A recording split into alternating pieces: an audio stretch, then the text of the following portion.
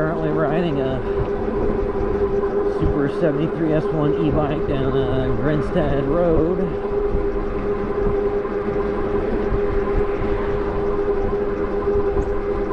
Approaching the Highlands area.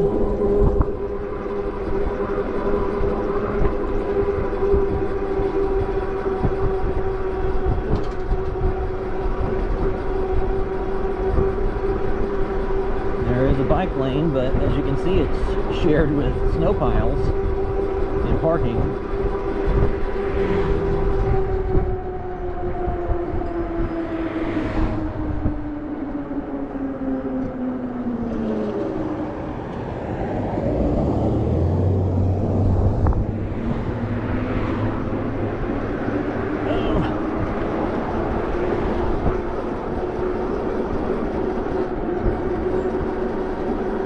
I'm using the GoPro Max and the Max Super View Hyper Stabilization mode with horizon leveling, which should make it pretty stable.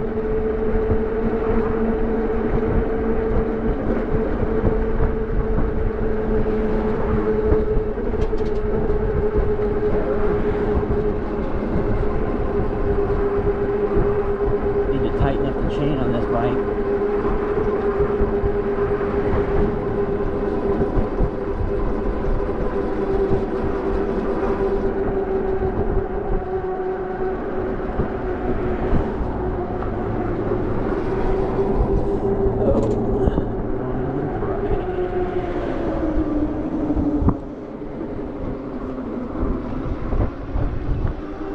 Now I'm on Lexington Road.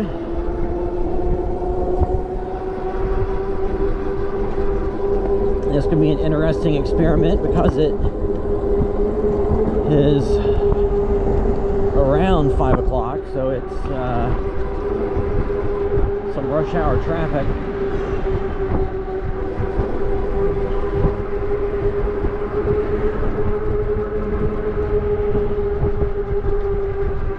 There is a bike lane, but as with any of these bike lanes that essentially sit in the shoulder of small, roads, it collects a lot of debris in it.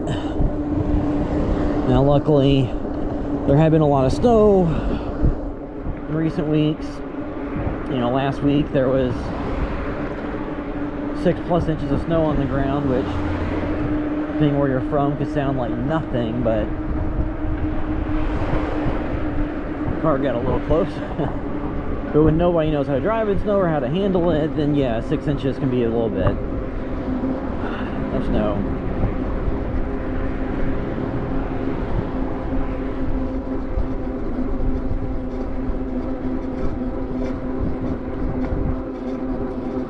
But luckily, there's none on the ground now.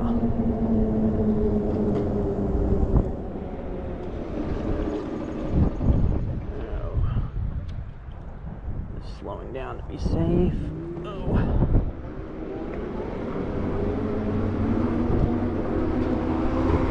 So I guess the general etiquette is when you have a bike lane that runs along the right side of a road and you come to a stop, but there's no right turn, so the bike lane continues on and there's nobody turning right. I guess in those cases you're okay to keep going and not slow down because there's no body that's going to be going your direction. Like, I guess that's the etiquette, I don't know. I know a lot of cyclists don't really tend to pay much attention to stop signs or red lights, which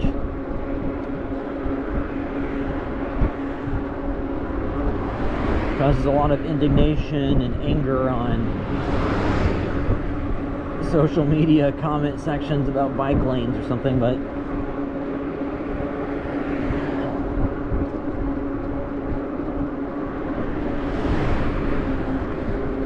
yeah, so this probably isn't the busiest this road gets, and also too, if you're dealing with, still COVID restrictions in place, there's probably less people driving than there would be because so many people are working from home now.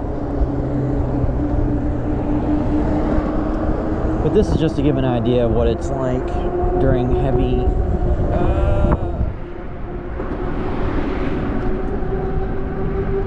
traffic times. And you gotta love when they have crap all over the bike lanes that make it where you have to swerve out into traffic. Or like this and lose all freaking momentum.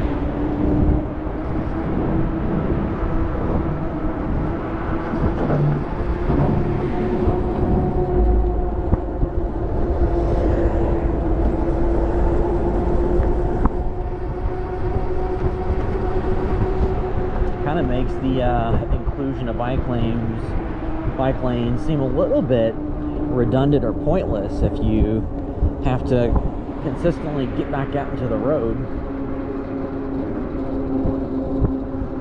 So hopefully this light won't be a super long light, because this is somewhere where you cannot ignore the lights as a cyclist or pedestrian. Happy day.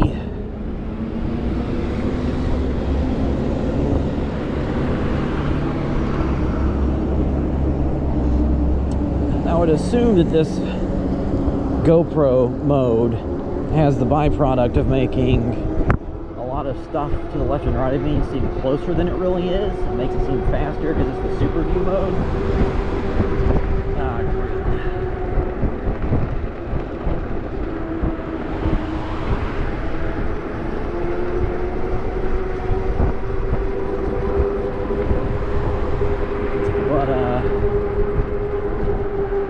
Do is I'm going to keep going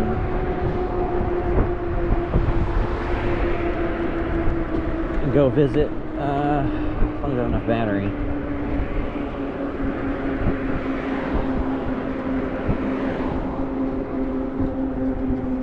I'll go visit the there's a hole in the wall. There's literally like a bunker in this side of a hill.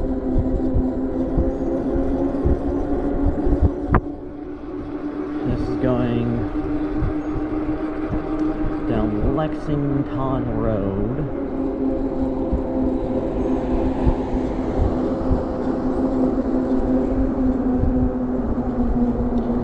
I'm trying to use a less power hungry mode so I can stretch the battery out, because I've already been riding a little bit today, and that's actually going pretty slow. At least on mid.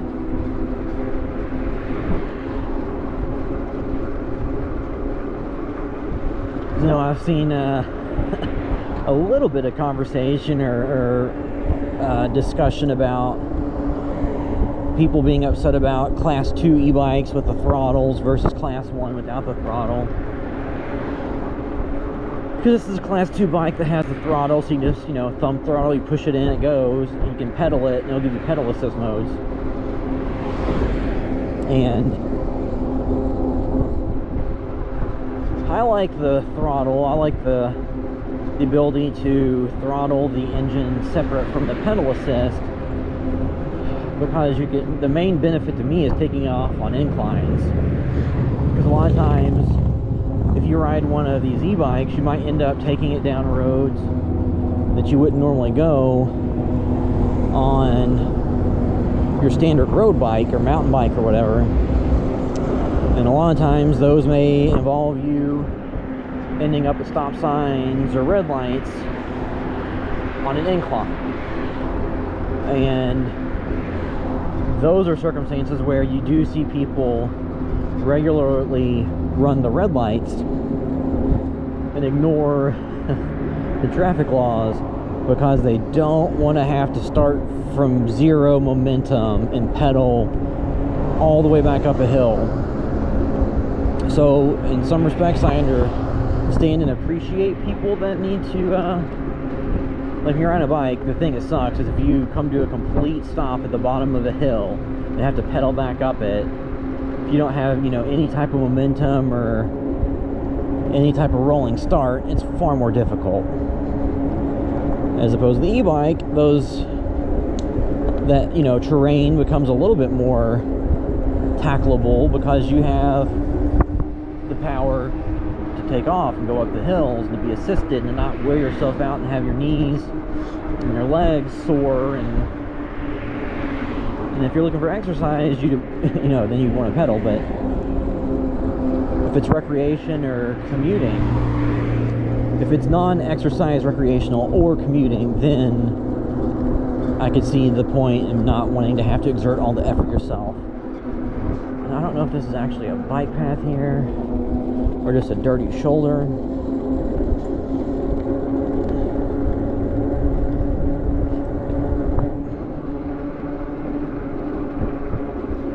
At some point, I want to try to get some form of group ride together, or at least somebody else to go and have some more back and forth and not just be me talking.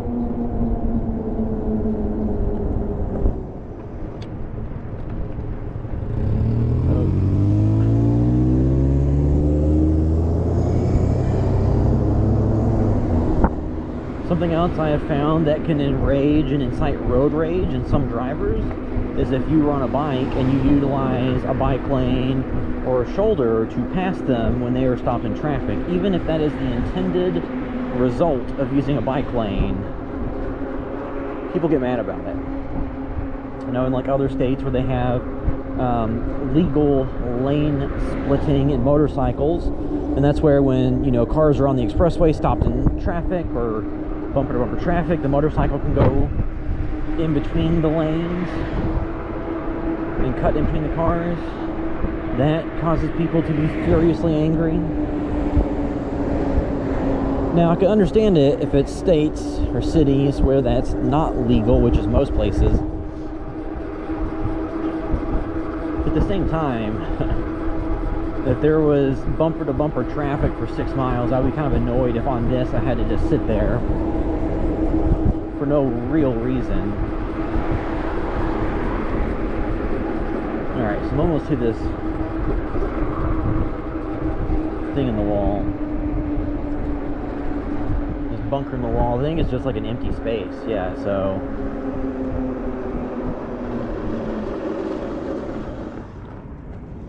oh. Yeah, this is it. There's a door. It goes into like an empty concrete wall. And there's, as far as I know, nothing in it. I think that they have like some private events there. I think it was used in the past to store liquor maybe, but yeah, so that was just kind of a ride around Louisville in the Lexington Road area, you know, close to 5 p.m. during a weekday. Ended at this hole in the wall bunker thing. So yeah, that's it for this time. See ya.